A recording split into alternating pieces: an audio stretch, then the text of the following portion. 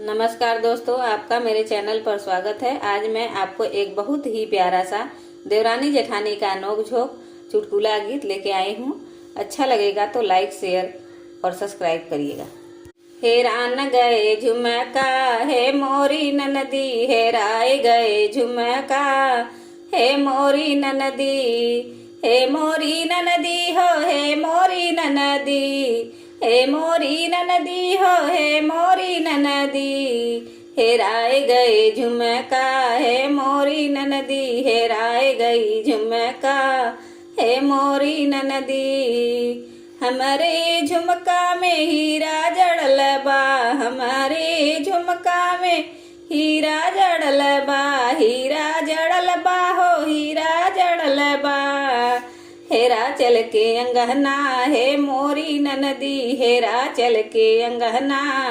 हे मोरी ननदी, हेरा न मोर झुमका हे मोरी ननदी, हेरा न मोर झुमका हे मोरी ननदी। हमके लगत बाकी जेठनी चोराइली, हमके लगत बाकी जेठनी चोराइली, भेजाए दिही पटना हे मोरी ननदी, भेजाए दिही पटना हे मोरी ननदी, हे मोरी ननदी हो हे मोरी ननदी, हे मोरी ननदी हो हे मोरी ननदी, भेजाए दिही पटना हे मोरी ननदी, भेजाए दिही पटना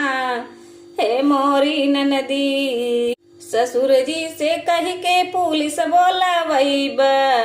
ससुर जी से कह के पुलिस बोलावैबा, पुलिस बोलावैबा, दारोगा बोलावैबा, पुलिस बोलावैबा, दारोगा बोलावैबा, बन्हाई देब सबका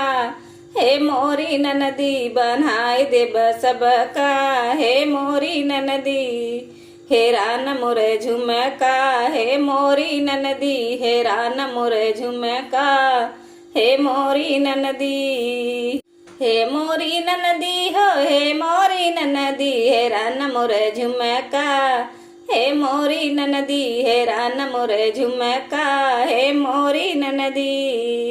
हमरे झुमका में हीरा जड़ल बा, हमारे झुमका में हीरा जड़ल बा, हीरा जड़ल बा हो हीरा जड़ल बा, हेरा चल के अंगना हे मोरी ननदी, हेरा चल के अंगना हे मोरी ननदी, हेरा न मोर झुमका हे मोरी ननदी, हेरा न मोर झुमका हे मोरी ननदी।